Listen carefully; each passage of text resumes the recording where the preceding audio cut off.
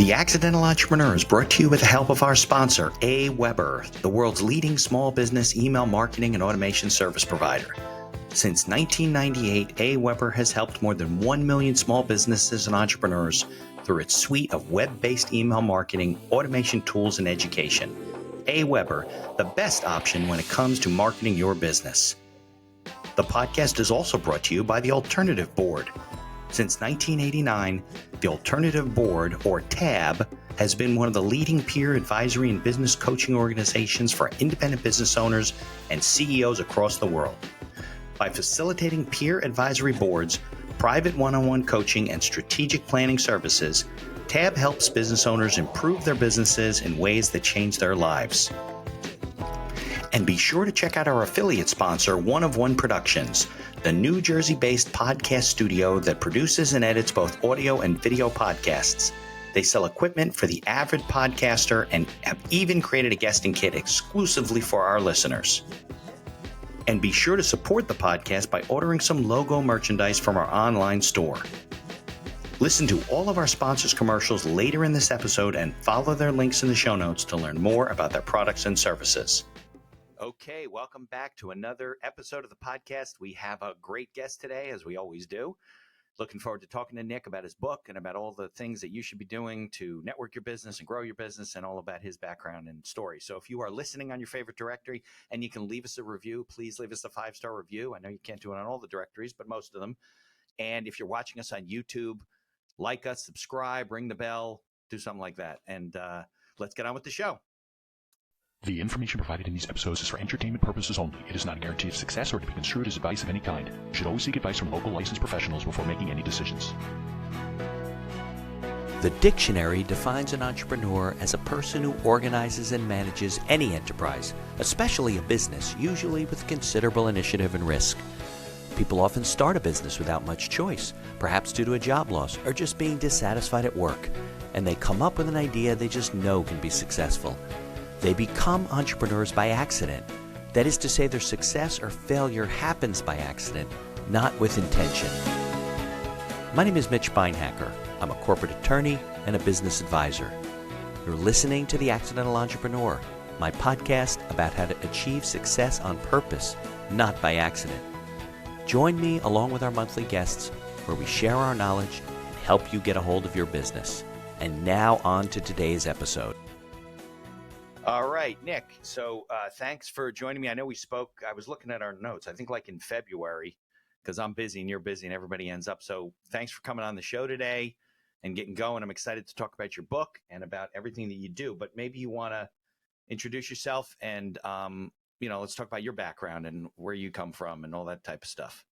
Yeah, sure. I am, I think I've always worked in business and startup and in that world. And I started and sold 2 companies. Okay. My most recent company was called Museum Hack, and we did renegade museum tours, non-traditional museum experiences. So And you're not talking like virtual, you're talking in person, right? yes, I'm talking in person where there's a live tour guide and it's at the biggest museums in America. So we started at the Metropolitan Museum of Art, Okay. and then we started to do to lots of other cities. And that was what I was involved in. I started as a hobby for fun for my friends, Just locally. and then it just grew into a big business. So when you say big business, you're obviously not flying around doing tours. So you were hiring people to do these tours in other cities? I know we're jumping around, but Yeah, no, that's good. Yes, I had about 50 employees, Oh. and we would sell it to big businesses. Really, where the secret was selling that to big businesses as a team building experience. I see. And you, I don't know, this stuff pops into my head sometimes. So does the museum care that you have? So you're like a private tour guide, right? So the corporation's hiring you to take their people to the museum, right? It's like a field trip. Does the museum have any problem with you coming in and doing that stuff? And Well, let me just say this. At the beginning, it was like a cat and mouse game. And, we were a little sneaky at the beginning. like, And well, let's then as keep it moving. We grew, got to move to the next thing quick. yes. It's like, okay, let's not ask, let's go, let's Right. Yeah. sneaky, right? And then as we grew into a business, the museum's like, look, come on, we got to work something out. And Right. what we worked out was that we would pay all of the rack rate admissions for all of our guests. Yeah. And we would follow some of their rules. We would basically sign up for a lecturer's badge. So imagine that you're a college professor bringing students there to the museum. That's kind of how we would do it. I see. So they had those arranged. So it's making them money and it's getting people to the museum. So they shouldn't have any problem with it, right? As long as Yeah, of course. Of course, of course. They were happy. Yeah, yeah. So what do you do? Like, how do you start? I understand it's very hands-on. Forget about pandemic. I can't. Well, just tell me what happened during the pandemic. But Oh my how do you gosh. start doing that, right? Because you're hands-on, right? You like museums, but you're in New York. So how did we do this in San Francisco? Who do you got to find? How do you do it? You know what? I'm so glad you asked because it was really the hardest part about growing the business. The Yeah. very first city that we grew to was Washington, D.C. And I was based in New York City at the time. Washington. Yeah. Incredible, incredible museum. So you can see why, from a business perspective, it made sense. There's so many tourists that are going there. Sure. However, it was hard because it was a long bus ride or a long train ride down there. And we struggled trying to hire people. We made money and we did well because New York City has a community of actors and people that work multiple jobs and side hustles. And you could get these people, and there were you, right? We could get these people and we could pay them a lot of money for them, right? Maybe Right. $50 an hour. And that was good money and they wanted to work. In DC, there's not that same community of people that are Right. jumping between jobs like in New York. So that was harder. Eventually, we figured it out. And it is one of the reasons why we really transitioned from a fun tourist experience into more of a B2B team building, team bonding style. Right, because then the other way you'd have to like get people to sign up for your tours. This one you get the corp and they're like, here's our executive team, and they would send them with you, right? Right. And our tours shift from weekends to more weekdays. Yeah, right. Because that's the last thing you want to do is work every weekend and not have, So understand. that was like super, super helpful for us. Anyhow, it was a long journey. I started it just as a hobby. I never thought I'd make a business out of it, right? It's the dumbest business How long idea ago? ever. When did you start this? I officially started it as a business in 2013, but I'd been doing it for 2 years for fun, just as a hobby, as this weird thing. You had another job. I had another job, which was my last business that I helped grow. What was that? And then that business was later sold. So that was a business, that completely different world, aircraft electronics equipment. Oh, yeah, that's related to museum tours, sure. Yeah, you're right. Not at all related to museum tours, right? So so you got to give me your background then, how you got into aircraft electronics equipment. You know, that one was the age-old story of a family business. My father started this company in the basement of our house, Wow. and he was trying to grow the business after I graduated from college. And I thought I'd help him out for a couple days, and that turned into a week. And then I'm doing marketing. I helped them hire their first employee. And then I started to do hiring and marketing, and we grew that into a very large company. And what I thought would just be helping my parents out for a couple weeks turned out to be a couple years. Yeah. Yeah. So I mean, it sounds like a difficult business, right? So you have, what do you make in your basement that an aircraft company is going to buy? Yes. So at the beginning, it was like repackaging and certifying electronic equipment, whether it was from Taiwan or Korea or things like type of stuff. Yes, Got it. starting with the map that shows you for the passengers where the plane is flying across the world. Oh, like when on the little screen on the back of the Yes. thing says, oh, here you are over the ocean, and yeah. Yes, exactly. Okay. Exactly. So it's that map that we were building for small jets. So for private jets, that was the map that we were making.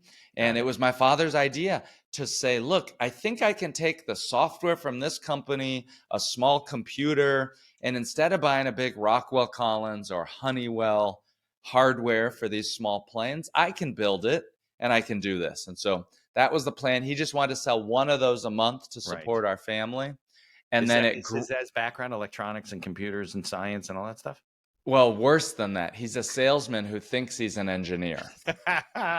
That's funny. Yeah, you're right. But you know what? I think that's probably better than being an engineer who thinks you're a salesman, because I don't know if you're going to make it. I think you're exactly right. Salesmen Sales are, skills.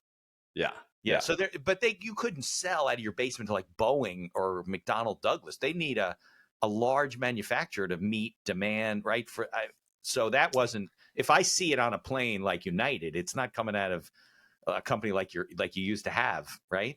No, this was focused on private jets, Oh, specifically on private jets in the retrofit sales cycle.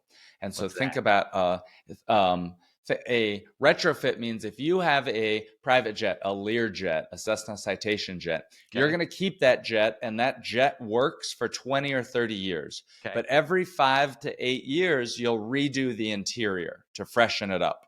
New Okay. seats, new buttons, new switches, sometimes new lights even. Okay. And that is when we would get involved. I see. So you're really the kind of the aftermarket, because you have to keep The your aftermarket. the last 20 or 30 years, right? So Yes, exactly. interesting. So that became a successful business, though. It became a very successful business, and we grew it to about 70 or 80 employees. It was multiple millions of dollars. It was an incredible learning experience Yeah. that I'm What did so you learn? thankful for. Yeah. What did you learn working in the business there? Because that was really your first business entrepreneurial kind of opportunity, right? So what did Not you for learn? me. I had always been involved in business. In high school, I'd started a web hosting company. I Okay. was making web pages, a long time ago. Yeah. And in college, I started a software company. So I've always been involved in business and entrepreneurship. But from that business, what I learned, I'll be honest, it brought me a lot closer to my parents.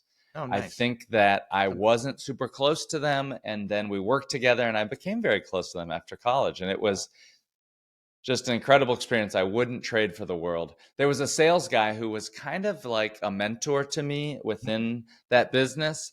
And I learned so much from him about not being afraid to just get to the point with people and ask for their budgets and Yeah. and to talk numbers and things like that. Have you Yeah. ever been That's mentored by like a Yeah, salesperson I like used to that? be in sales with my dad was in the insurance business for a long time. So I used to work with all the salespeople, and I was in sales for a while for myself. I had to pay my bills. I was an attorney. I didn't have any work.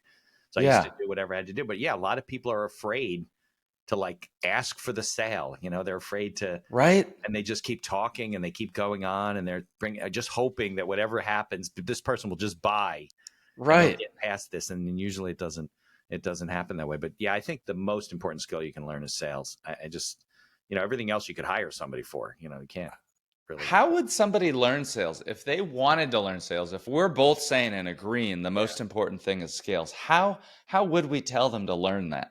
Yeah, I think there's like two ways to do that. One is that you could sign up for a good organization like Sandler Sales or something like that to get the basics Mhm. in.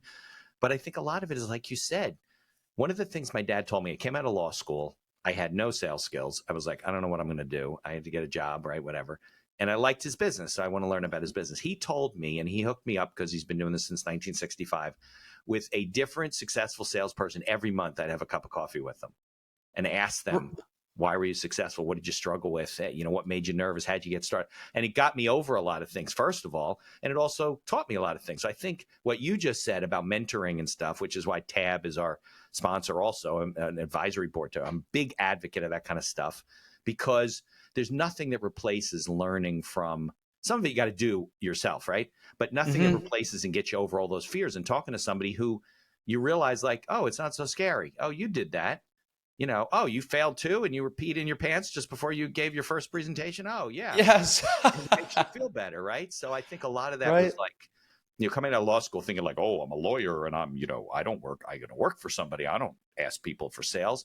It really kind of Mhm. put my feet on the ground. And I think that's the two ways. I don't know what your opinion is about it, but What do you think about those Cutco knives people? so it's pretty funny. I think because they deal with a lot of kids in college, right? And people like that, because it's Yeah. door to door type of stuff. Yeah. I think stuff like that, especially if you're young, is great sales experience, because they have a program. They teach Yeah. you to do whatever, whether it's Mhm. knives or whatever you're doing. They have a good product. I mean, the Cutco knives, we have a butcher block of it in our kitchen because my Yeah. son's friend was selling the knives, and he needed to Yep. make a certain amount of presentations, and he said, "Come by," and we bought stuff, and Yeah. but yeah, I think those are great learning experiences. I don't know if you get rich doing it, but learning experience. So what? There's a guy that I know who's a real estate guy here. I live in Austin, Texas now. I used to live in New York Austin City. is I a was there great for city. I hear Austin and Nashville are two of the hottest cities in the country. it's great. I like it in Austin. I That's where love it. University of Texas is, right? Yes, University of Texas at Austin, Got it. huge Yeah. place. By the way, University of Texas at Austin has this crazy thing where I can go and get one of these body scans to give my exact body fat thing, and it's subsidized by the university. So it's like So nothing. it costs $70. In New York, it costs $250 each time. And here, all their sports medicine people work with me and give me my analysis. It's incredible. If Yeah. there's a university in your town, you got to try this thing. Yeah, definitely. No, I hear my daughter would love to go to UT. There's a lot of people up here that go to UT down there. It's nice. It's a good Yeah. school. I love it in Austin, but I lived in New York for 13 years, and I think New York is an incredible city. And the one thing I'd say, if anybody younger or new in their careers listening to this, I think everybody should live in New York City for a year during their 20s, if it's possible and open to you. I agree. Because, yeah, right.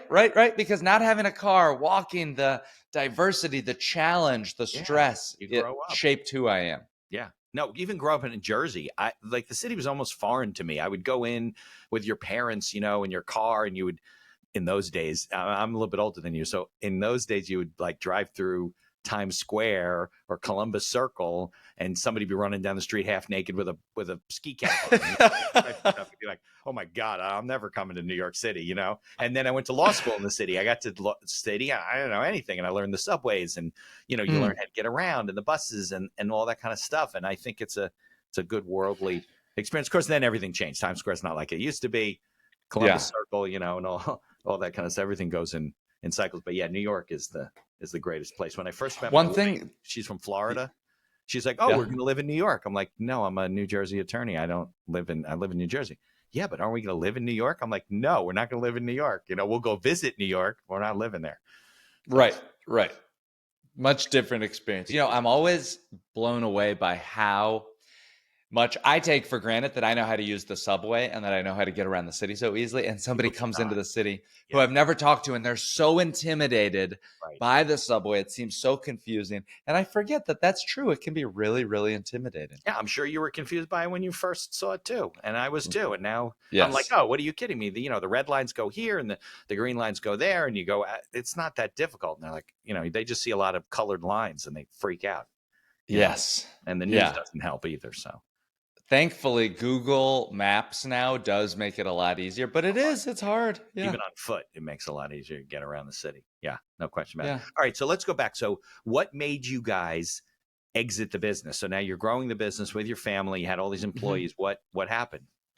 So I would say that I didn't want to continue running the business. It was my father's goal and plan for me to take over the business. Yeah. And it wasn't something that I was interested in. Okay. For a variety of reasons. And I started to work on this other business. And so I left the company in about 2013 and I started my museum hack. And then the business was sold about a year after that. Oh, so it was after you left. After I left the business, it was sold a year afterwards. And it was a crazy story of how it was acquired, by the way.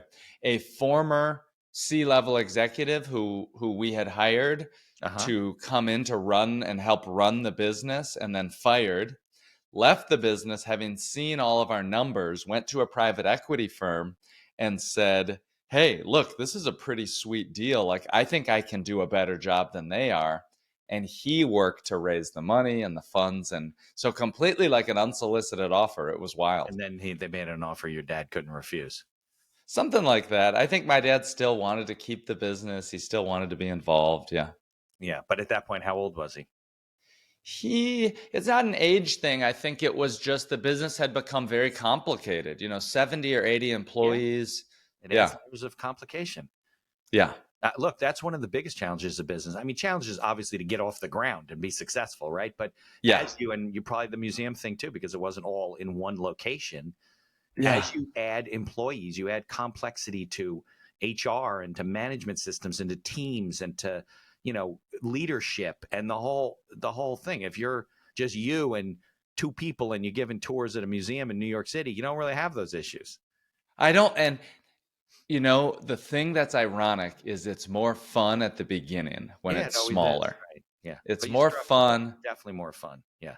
Look, And now, I had 5 attorneys and partners, and we had employees and the whole thing. We had a lot of complicated systems, and I watched my gross revenue go up, and I watched my net income go down, and it wasn't fun Yes. anymore. Unfortunately, Yes. I walked away from it. Unfortunately, I lost some friends, and but now I'm in a Yeah. co-working space. My income's up. I get to talk to guys like you.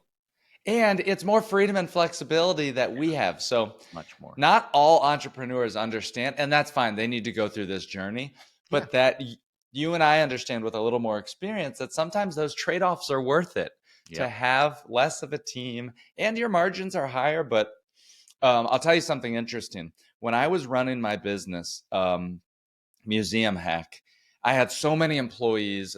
My margins, frankly, weren't that incredible. But I was seen as this big, amazing business owner, huge Like team, ego a lot thing, of right? Yeah. lot of press, all this stuff. And I didn't have a lot of freedom or flexibility.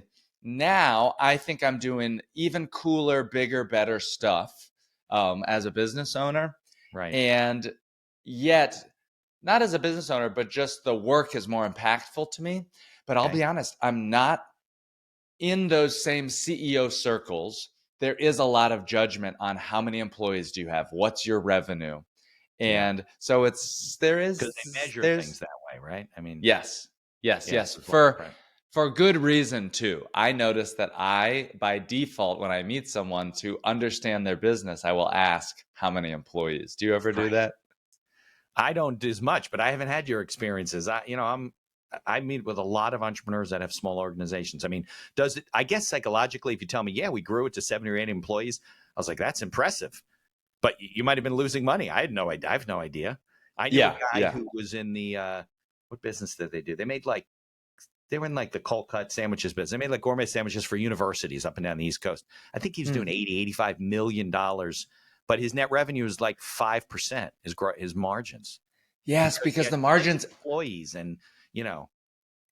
Yeah, and grocery is brutal. Grocery as well. Grocery is just absolutely brutal. Yeah, exactly. So everything's misleading, in terms of what it goes. Okay, so you went from there to Museum Hacks.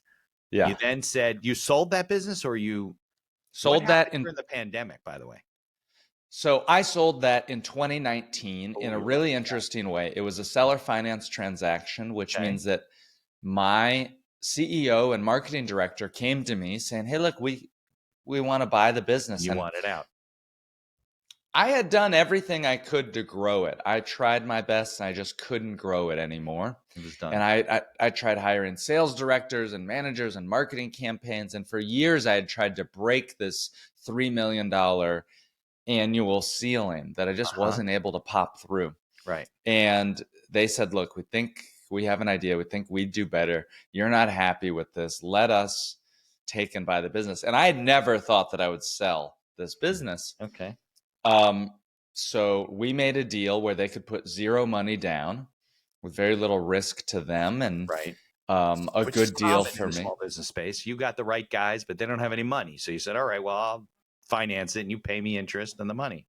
Yes, but it's risky. yes. It's risky for you as the seller. Yes, yes, but they were amazing business operators, and so to their credit, I had a lot of trust in them, and I'd worked with them for many years. So I was willing to assume that risk. I sold the business to them. Things have worked out very well. During COVID, the business basically went to zero. All museums were closed overnight. Couldn't even do it virtually. You couldn't even do it virtually. However, we had a blog post on the Museum Hack website that talked about virtual team building experiences. Okay. And they noticed that this blog was just blowing up, all these new Google searches. And so they entirely pivoted the business to focus on these virtual team building experiences, completely worked up new sales offerings, everything, really blood, sweat, and a lot of tears that they did. Was and it now just the business luck that blog post was up there about virtual team building, and then everybody and their grandmother was searching for how do I keep my team together and build them and the whole thing? It just got luck. It was just lucky. It was certainly lucky that the blog post was ranking well and doing well, and that we had it. We never thought about virtual stuff, Right. but it was a lot of skill in both identifying that was getting traffic, leaning in, kind of turning the business on a dime, and so a massive amount of skill to completely build a new business around that. So do they still do virtual team building? Still exclusively focused on virtual team building. Margins are better than ever. They The don't do business any is of the bigger. museum stuff anymore. To my knowledge, they're doing in person. They may be doing it at the museum, but that B2C side of the business that we had at one point, as I understand it, it's not there anymore. It's really, really focused on the B2B. Got it. And have they kept up with your payments? You've gotten all your money and Yes. Everything's good. I've been made whole. Nice. All right. So this is great. I love to talk about all this stuff. And I want to get into your book. Maybe we can take like a 2 or 3 minute break. I'm going to play the sponsors so they're happy. Sure. And then we'll come back and we'll talk. It'll be about 2 minutes. Yes. Sounds good. I'm going to go run to the other room. I'll be back. Perfect. Okay, great. Here's a word from our sponsors. Looking to market and grow your business? Or perhaps you're just getting started and want to hit the ground running? AWeber is the best choice for online email marketing and automation of your business. From maintaining a subscriber list to drip campaigns and landing pages, AWeber gives you tools and integrations that make marketing easy and fun. As our partner and sponsor, we use all their tools to promote the podcast and market our law firm. AWeber, the best alternative for online marketing. For over 30 years, the Alternative Board, or TAB, has built a thriving community of forward-thinking CEOs and business owners who want to radically improve their companies. Through unique combinations of one-on-one business coaching, participation in monthly TAB board meetings with other non-competing owners, a suite of strategic tools, and customized strategic planning workshops, TAB membership can deliver greater strength to your business and a better work-life balance for you and your family. All packaged in a streamlined and affordable service that the people at TAB invite you to try risk-free. Maybe you're looking to get into podcasting, or you just want to market your business. Maybe you want to do it for enjoyment, or because you have a message you want to get out there. One of One Productions is a New Jersey-based studio just over the George Washington Bridge that caters to the booming business of podcasting. They offer a comfortable atmosphere using the latest technology available to record your podcast. And they are a full-service media company offering both audio and video production services, creating both audio and video podcasts as well as video shorts for business and personal use.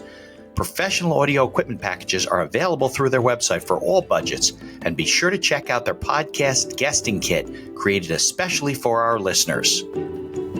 Follow the link in the show notes to learn more about all of our sponsors. And now back to our show. We are back. Okay, Nick. So, what were we talking about? Oh, you exited the business, or you sold it to them. They survived the pandemic, which is a testament to them. I found that like resilience is the word of the century, of this decade, right? Because a lot of people didn't. A lot of gyms, some pivoted right online to deal with all their people, and some didn't and just died. Yeah. They could have really just fallen apart, and you would have gotten paid, and that would have been it. The deal was set up in an interesting way where if they missed some of the payments, that I would have regained the business. But the business was, hard. All the museums were closed then. So I said, look, I want you guys to be successful, and they made it successful, and they did a great job with it. And I'm excited and I'm happy for them. And it's a great example of where sometimes an entrepreneur goes as far as they can go, and sometimes you need somebody else to come in. Well, isn't that one of the milestones? If you own a business and you're the entrepreneur, you may not be the guy to be able to take it to the next level as the CEO. A lot of CEOs have been let go from their companies because of it, and you got to know your limitations, right? That doesn't mean you got to leave the company. I'm not saying that all the time, but yeah. So, okay. So what are you doing now? You're like Mr. Entrepreneur, author, running around doing all kinds of stuff, or? So I sold my last company, and I went and I decided to share a book with all the stuff that I learned about building my network and how to host events that are very well run events, which is a wild thing. But I think post COVID, everybody is really, really hungry for in person events. Yeah, they're And there's really also, getting bigger and yeah, bigger. But some of them you go and they're, you justify it by like, well, I met Nick. At least it wasn't a waste of my time, and I'll keep in touch with him. It would be great if you came back with a dozen cards and you could follow up with all kinds of people, right? yeah.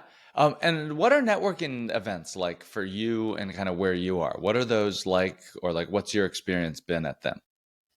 Well, there's some that are like dinner meetings, and there's different people from different industries. There's some that are like Mm, chambers of commerce meetings, and there's just local community. I have some that are on Zoom that are yep. industry specific. So I'm like the only attorney in the group. Uh-huh. And then Oh, what are those called? Is there a name for that? a generic name. No, there's a brand where No, you you're talking can like own. BNI.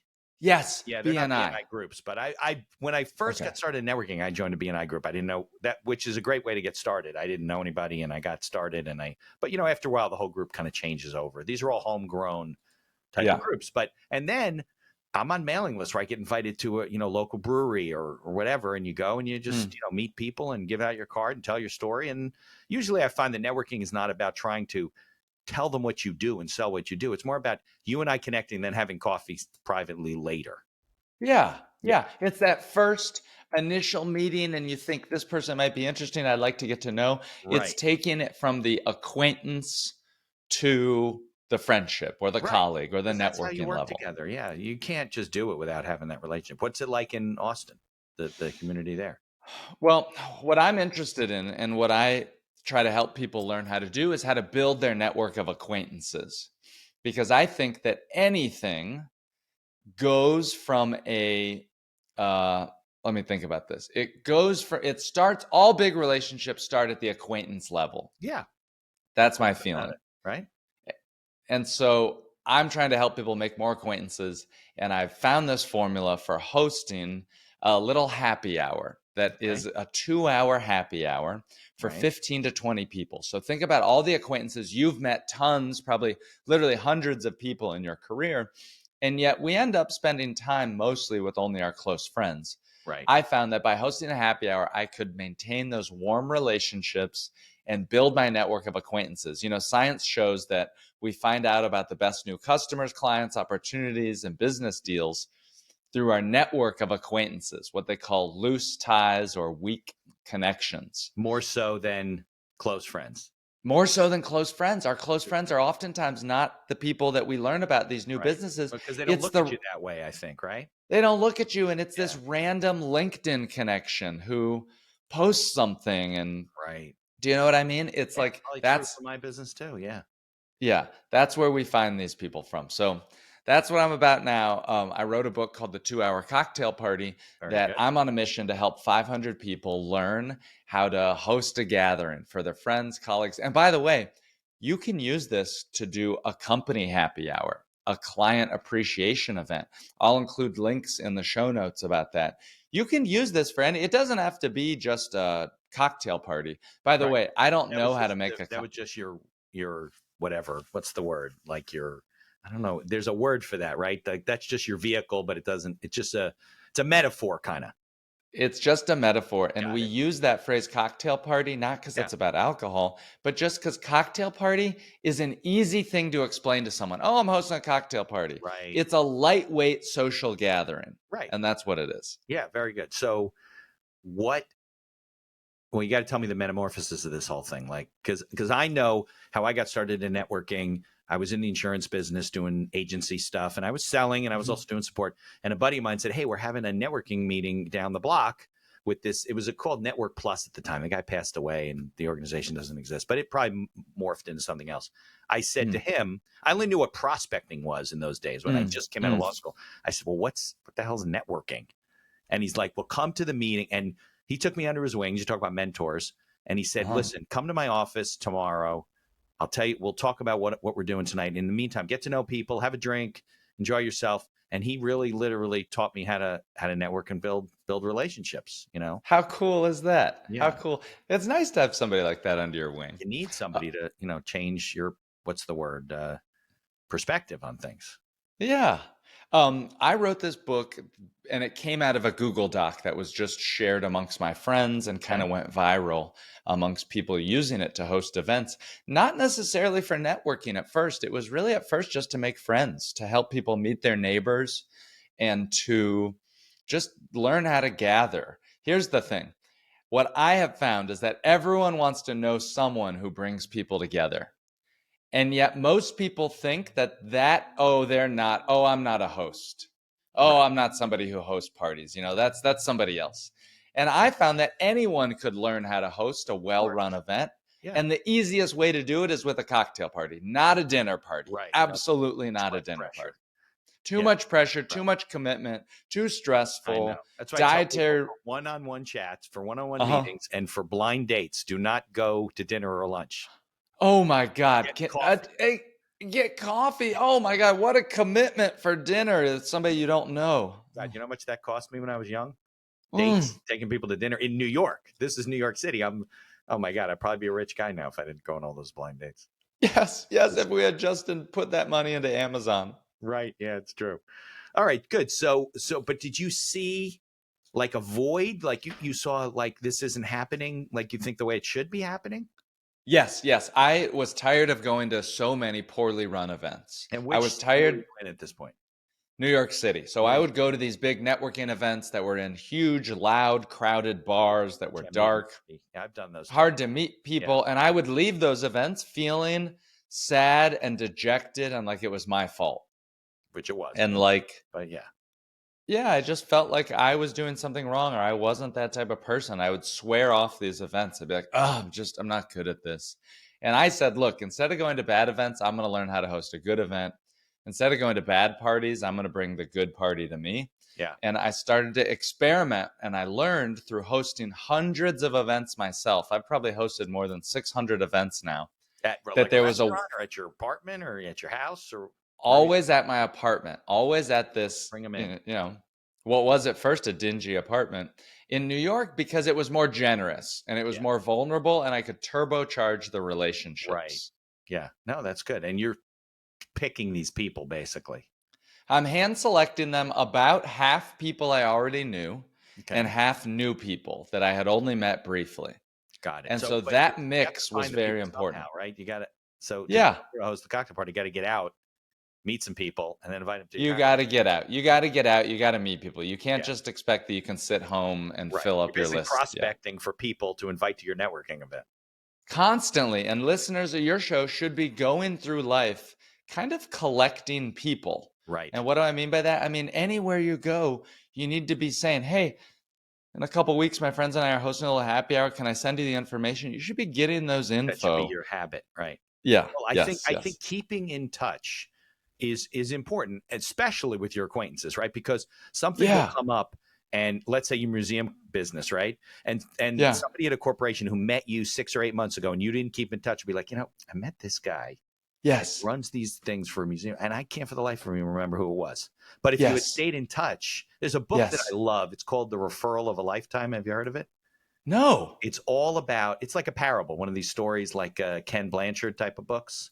Oh my gosh, let me write it down. What's it called? Referral of a Lifetime. It's like 100 pages. It's a story about a woman who goes into a coffee shop. She's dejected in sales. I don't have anybody to talk to. I can't do business. And the guy behind the bar, or the barista or whatever, the coffee guy goes, listen, I want you to meet somebody. And she goes through this journey meeting these different people and learns about how to keep in touch. When I first read the book, though, there was no internet or email. You had to send postcards to people. But the theory is, let's say 250 or 300 people that know who you are if you reached out to them. Yes. But each of them know another 250 people. And if I think you multiply 250 by 250, it's like 62,000 people. So you could reach all those acquaintances. And like you said, most of your business comes from the second and third level. It does not come from the people that know you, because the people that call you Nick are like, hey, Nick, can you do me a favor? I know Mitch, I was talking to Mitch and he needs this. And I know you do that. Maybe you can help him. Now you're already doing a favor for him. Mitch isn't going to be a big customer because, you know what I mean? It's like the wrong thing, but it's all based on that concept So I Yes. tell people, open a MailChimp account or use Aweber. You can do it, right? And start adding people to your list and send them some information and keep them in touch and remind them of your events. And hey, I was here. And social media obviously makes it a lot easier. What a great book. I've never Yeah, heard of this great, book, and I great, love great the book. concept. Yeah, it's a great book. It's very good for salespeople keeping in touch. But the idea is, like you said, is to keep these relationships so people think of you Yeah. when something comes up and they had a warm experience with you, right? Because they went to this Mhm. cocktail party. I love the idea. And you leave feeling good. Hey, Nick Hmm. is a really cool guy. Like those are really great people that I met. And do you want to be a part of that again? Like, there's right. There's nothing worse than leaving an event and feeling like, the hell was I there? Why did I do this? Yeah, or feeling like you didn't meet anybody or you had these There's very uncomfortable people there. transactional. Yeah, Yeah. exactly. So Exactly.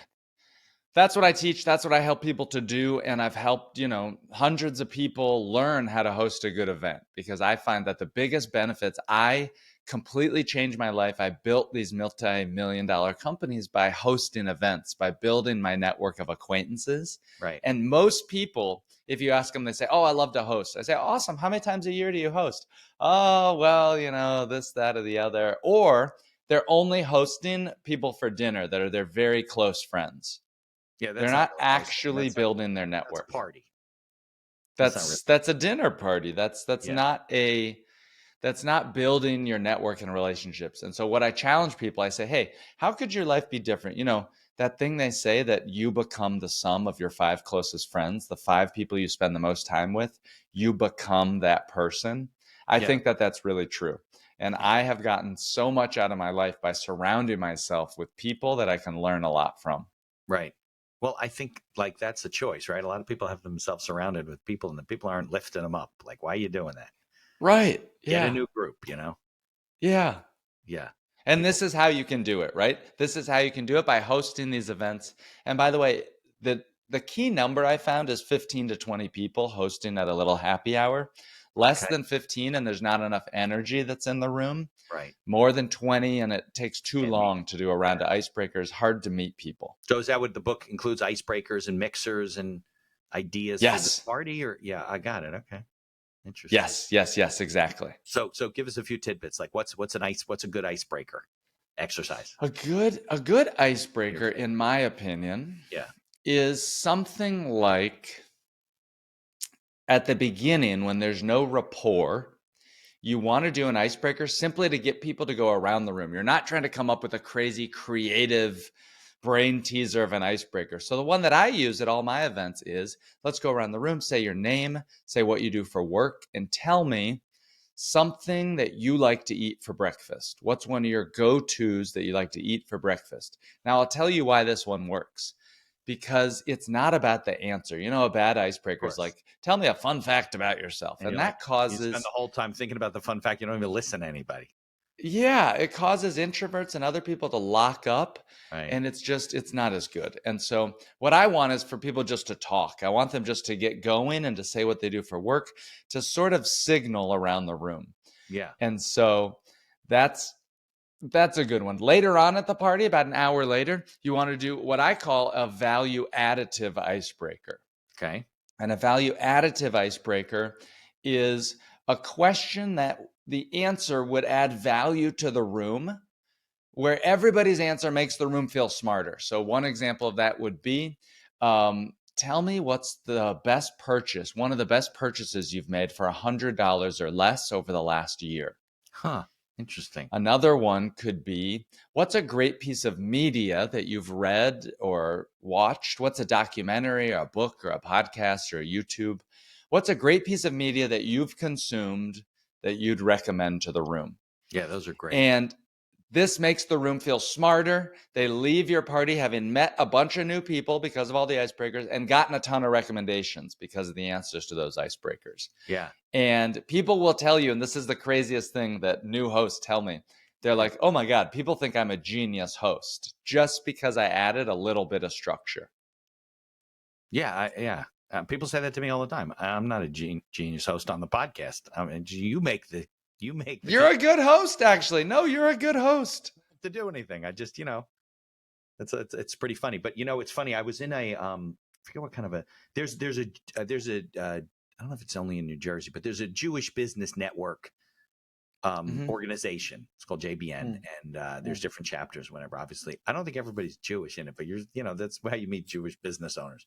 So just like I'm sure there's other religious organizations. So I went to this group once, one of the local chapters. It doesn't even exist anymore. And in the meeting, that's what happened was, what do you recommend, this and that? So people recommended books and this, and I'm writing them down.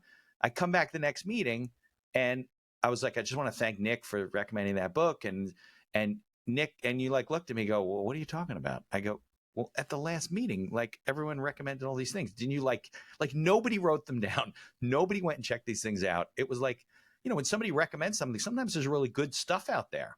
Yes, like the book you just told me about. I Yeah. immediately added it. Yeah. It's a great. That's how I found The Go-Giver, because somebody had mentioned it at a meeting, and I looked it up. And then he was on my podcast, Bob Berg, The Go-Giver.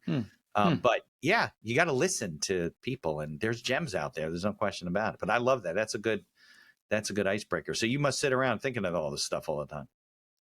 Basically, I use the same icebreakers at all my events, and I'm more interested in the people that are in the room and just growing. I hosted the coolest event Wednesday night. This guy who just took his company public came to town, and he asked me to get a group together. And so I got to get a group together to meet this guy, and I got to be the guy shadowing him all night, moving him around different groups. And that was so exciting for me. And oh my God, I feel like I'm still learning so much as a host myself. You met him through all the other networking? Like, I met him through the stuff that I do, through my network. And I also have something that's called my friends newsletter, which I think everybody should have, a personal newsletter that you send maybe once a year that adds value to people. That's not just about business. Right. And he happened to read my newsletter for a long time, since before he was rich and famous. And so that was a way that we had stayed in touch over the years. Yeah, well, you know what? That's a really good point, because I think people are listening to you and I, and maybe I wasn't clear about it before, about keeping in touch.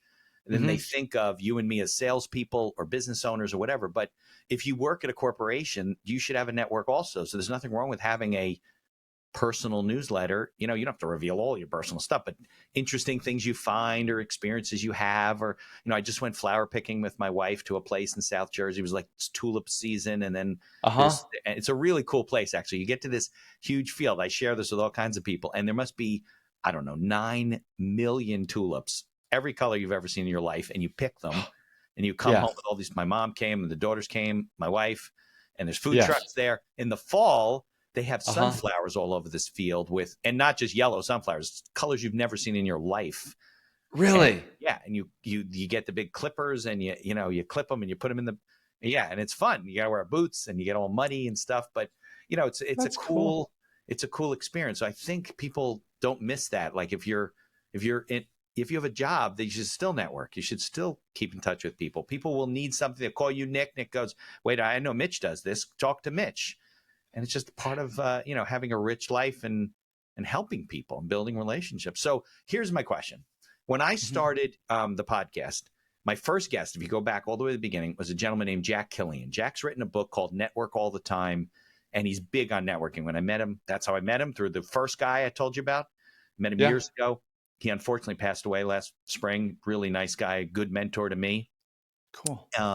He was my first guest, and he was my 100th guest. So when he came on the podcast, I didn't even know what I was going to talk about. We spent 2-3 hours talking about his story. Big advocate for networking. So you moved to Austin. You didn't tell me why you moved to Austin, but you moved to Austin. Did you know anybody? I mean, can I go to a city and plop myself down and then start how do I start building a network in a city? I don't know nobody.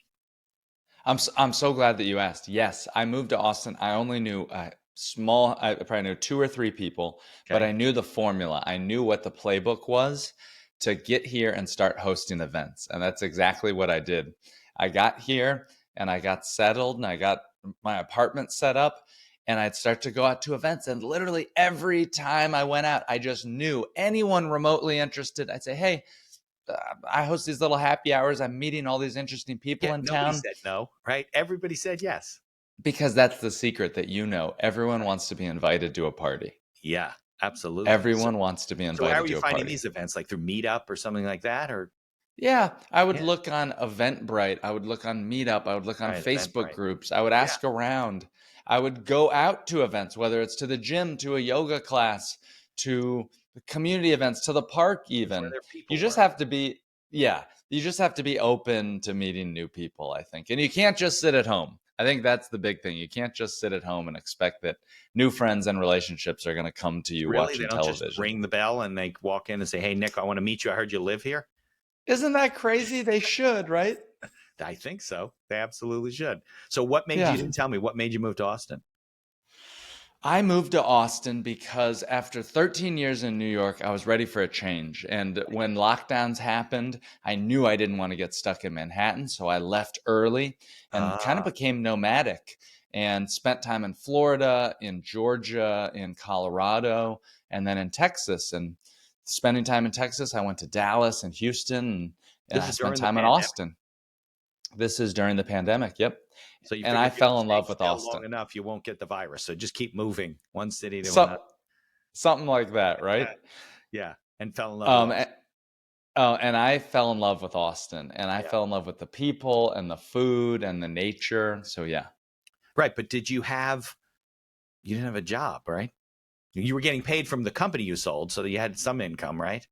Yes, yes, yes, exactly. That's how you I've done survived. very well, so I'm lucky to not have to worry about my financial situation too much. But Nice. also, I do think about that. Yeah. Yeah.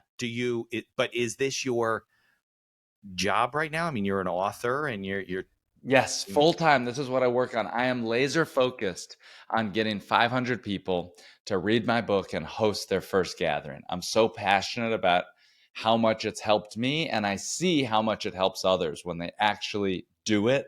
yeah. It changes their life. And I have a whole case studies after case study of people that read my book and it changes their life, whether they get a new C-level job, they get a business partner, they get new clients, they find romantic relationships. Right. It's just building that network that I know, and you know the value of networking as well. I Of don't have course. to tell you about it. Absolutely. Well, I always look at something if it were working 100%, meaning you're hosting events, you're meeting people, you're going, would that improve your situation, whatever it is you're doing? Of course. So then you know it's something you just got to do it the right way. Yeah, But yeah. is there a like a profit a business plan in there, or are you just helping the world and let the world come back to you and see what happens? I think it's more of that last one. I'm just trying to help people out. I don't have a business plan for this. This is truly a passion You're not project that charging I'm people to come to events or anything like that. I'm Turning not it, charging you people to don't come to have to, events or which is anything. nice, right? Yeah, That's yeah. a pay it Yeah. forward type of thing, right? And it always comes back to you somehow. That's what I'm doing. That's what I'm focused on. Yeah, got it. So you'll see what happens. Nick's on a journey. Yeah. See what happens with Nick. What I'm saying is, I'm going to talk to 500 people. I'm going to get them to host 500 parties. And Okay, at the end of that, I'll decide if there's a business there that I'm excited about. interesting. So but it was a little bit of a human experiment. Experiment is what you're doing. It's a big human experiment. So how many? So how long you've been? How long? When did you start this? I launched my book around June 14th of last year. So how many? 500. What number are we at now? So far, I think we're around 240. I Oh, have to that's a check. I lot. keep the list. So Yeah. you got Yeah. 240 people to have cocktail parties. So there's been a lot more than 240, but I have personally talked to those 240. So you're only And so counting the ones you talk to. I'm only counting the ones who reach out to me when they're done hosting their party. I'm checking my list. Right now, I keep a live list with all their group photos on my website, and I'm up to Nice. 246. Nice. Well, we're going to put your links in the show notes, right? So people can go to the website and see what's going on and Yes, connect with please. you. So, okay, Yeah. so you're the perfect person for this. How do people connect with you? What's the best way to get into your sphere and learn from you, and especially if they're not in your city, right? How can they do that? Yeah. Yeah, thank you. Thanks so much for asking. I wrote a book called The 2 Hour Cocktail Party Yep. that I'm so passionate about teaching Do you have people. a, You can buy it can you hold anywhere. one up? Do you have a book? Oh yeah. Yes, please. I'll show Put you. this on YouTube, so there This we is go. exactly what the book looks I like, love The it. 2 Hour Cocktail Party. And I also recorded the audiobook. So check that out. I had a lot of fun with that. And you can use this book to host a client event, a happy hour, a networking event. There is a friendship recession that is happening. And That's a you good will help. That's a good term, right? And you will help. I'll include a link to a bunch of articles where people are talking about the friendship recession. And you can help your friends and neighbors by building a network, and the benefits will come back to you 10 times over by helping to build these connections. That's the biggest thing. No, it's like magic, right? You just do it consistently, keep helping people, keep putting out Yeah. content, keep hosting parties, and it'll happen. I love It's it. 100% true. Great. So you said the book is on Audible, because I love to listen to books. Especially, are you the reader? Yes, I am the reader of the book. It's on Audible. It's on Amazon. It's on everywhere.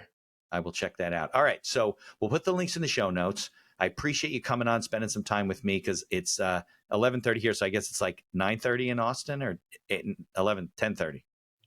10:30 here. It's the morning. It's Friday morning. There you go. And all right. So I'll play the credits and then hang out, and we'll close out the show. Okay. All right. Thanks, Nick. Thank you for listening to this episode of The Accidental Entrepreneur. Opening and closing music written and performed by Howie Moskovich and made to order music. For information about Howie and his music services, please follow the link in our show notes. If you like the podcast, please tell others about us. You can find us on Apple Podcasts, on Amazon Music, Spotify, Google Podcasts, and most of the other podcast directories. If you like what you hear, please leave us a 5-star review, and feel free to share our episodes on social media. If you have any questions or comments, ideas for the show, or you'd even like to appear as a guest, reach out to us by email at info@beinhackerlaw.com. The Accidental Entrepreneur is hosted by Mitch Beinhacker and produced by Beinhacker Law. If you'd like to learn more about our business and legal services, you can find us on social media or visit our website at beinhackerlaw.com. Thanks for listening, and be sure to subscribe to our feed to be notified of all future episodes.